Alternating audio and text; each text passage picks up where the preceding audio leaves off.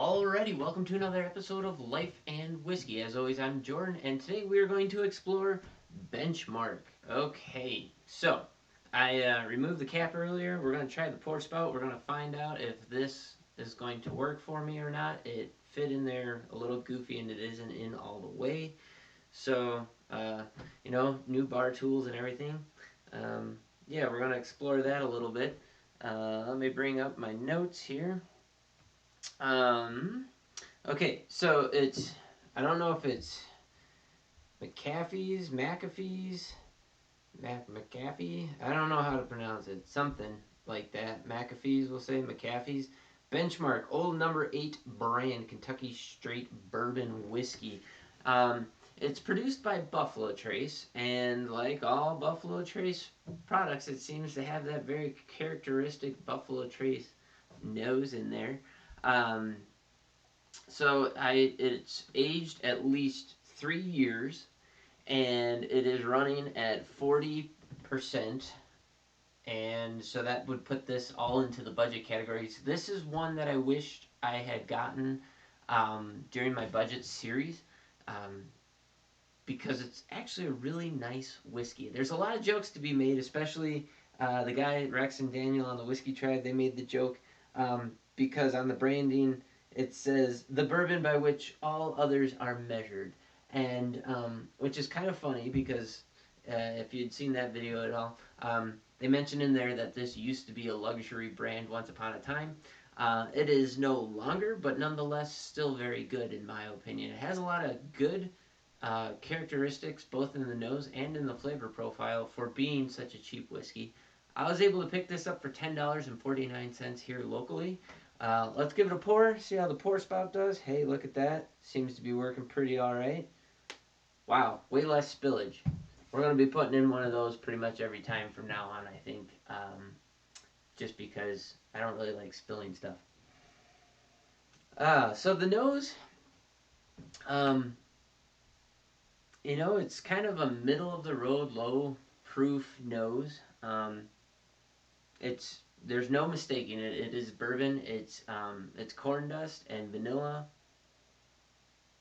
and it has the middle of this one really breaks into that classic Buffalo Trace nose, where it's that sweet floral apple, honey, pear.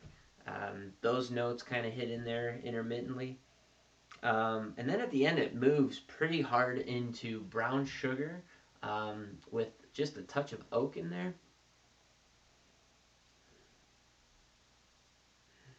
Yeah, it smells, it's very bourbon-y, it's very classic bourbon. There's no out of the realm of normal notes in there on the nose, but they're also, they're kind of well blended together just in the nose profile. So it leads you to think that there's going to be something pretty spectacular here. Let's go in on the taste and see what we're in for.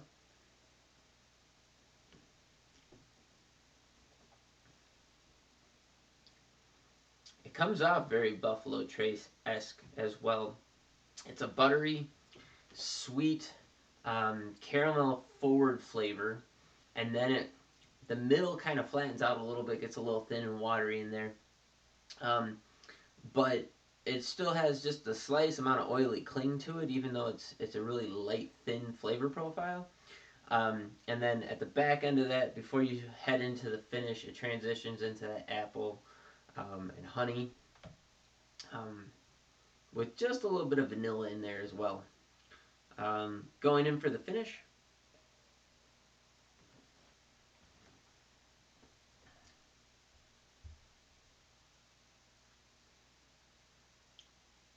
Finish comes up pretty watery and clean. I won't say it's non-existent, but it's fairly light. We're definitely in budget territory here. Yeah, it moves from vanilla into oak, and then has just a slight pepper in there at the very tail end of it. Going back into the nose here, I saw in my notes that on the second nosing after trying it the first time that I went through all this, so if you're unaware of my process, you'll see that most bottles are open and some's been taken out already.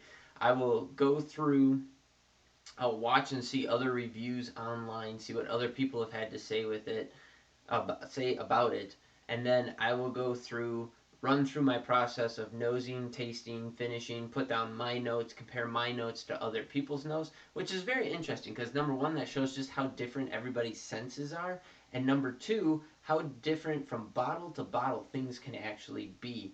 Um, Especially when you're in the single barrel profile. I mean, that's kind of the whole benefit of the single barrel thing is that they're going to be a little bit different. But even in large mixed varieties like this, you're going to find that there's a lot of variance between bottles, depending on which region you get it and whatever else. So, anyways, I try stuff beforehand. I kind of script it all out, what I think I find in there, and then when I'm actually doing this, I'm doing it live, and I'm smelling and tasting stuff. But then I'm looking at my notes to see if things have changed, because oftentimes, depending on how long you let it air out, what you've had to eat, what time of day, you can find that the flavors that you once found are gone, or that new things have come in. And so I just use that as a reference when I'm talking to you. So you'll often see me look over here. Full disclosure, that's because my notes are over here on my computer, and I'm watching that, and then I'm seeing that I do find what's in there, and sometimes I'll find something new. So on these notes, it says second nosing after the first sips gives a cherry. So let's see if we find some cherry in here.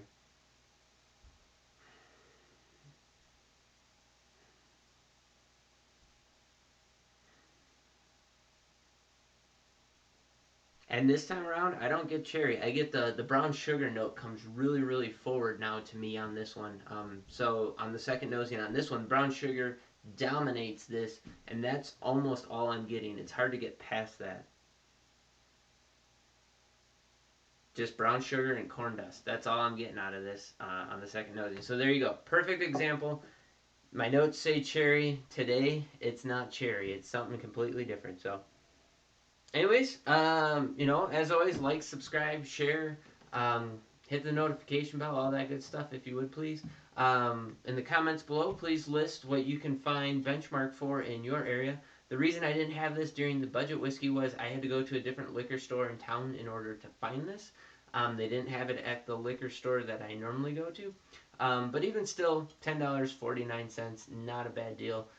If it were available at the other liquor store, it would probably be somewhere in the $8 or $9 category, which is definitely in budget territory. But for that price, an excellent drinker, very, very nice. If you like Buffalo Trace products, it definitely has those characteristics in there. Yeah, please put in the comments below what you can find it for in your area, and anything else you feel like leaving in there. Thanks for watching. Have yourselves a great day, and I appreciate you guys watching these videos.